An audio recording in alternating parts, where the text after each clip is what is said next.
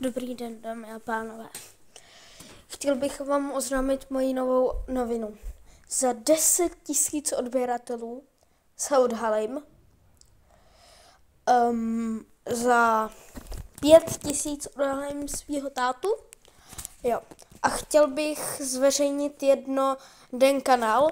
On mi dal odběr, já mu dám odběr. Dangles Junior. Píše se to Dangles Junior. Jo. Určitě to tam napište. Koukněte se na jeho video. Je tam jakoby Dangles s tou jeho hlavou. Minulým nebo teď kanálem. Má tam pistol. Podle mě je to mega cool. Dejte mu prosím odběr. Je to takový můj sponzor. Za 100 odběratelů odhalí svýho tátu nebo co? No, podle mě nějak tak. Ne, natočí dlouhý video, ale za 1000 odhalí svýho tátu. Mně napadlo, že bych mohl udělat něco podobného. Jo, a ještě vám dám challenge. Za 100 000 odběratelů udělám nový kanál. Jo, dlouho jsem nenatáčel videa, byl jsem nemocnej a já doufám, že se máte dobře.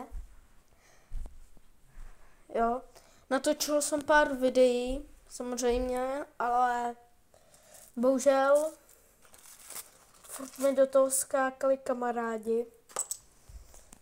Prožívám šikanu. Ty jako moc nevěřím a nemám jí rád. Takže kdyby se potřebovali někde pomoct, já teďka založu tým. Udělám na to právě, že ještě shorts dneska. A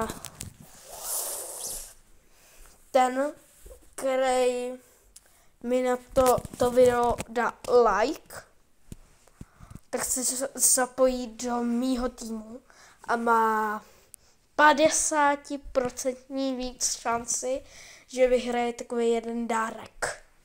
Jo, dělám takovou menší soutěž. Já doufám, že se vám to bude líbit a budete v mém týmu, samozřejmě proti šikaně. Na to udělám ještě kanál, bude ale až zítra, nějak ráno.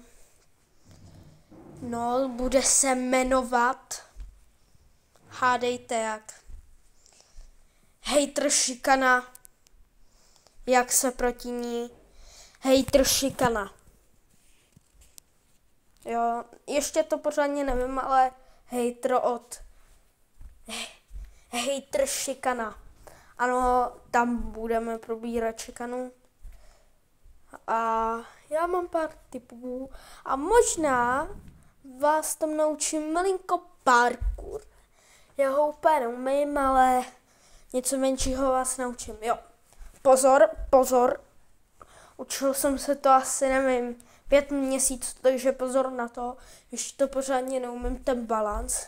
Já totiž dělám takový menší parkour, trošku jiný, ale samozřejmě mě potom přeskakování přes to a na ty tyče to ještě úplně neumím. Na to má tutoriál tady. Možná vám na to dám v tom shortsu a nebo na tom přímo kanálu, teďka nevím, odkaz. Jo, odkaz. Jo, já vám moc děkuju.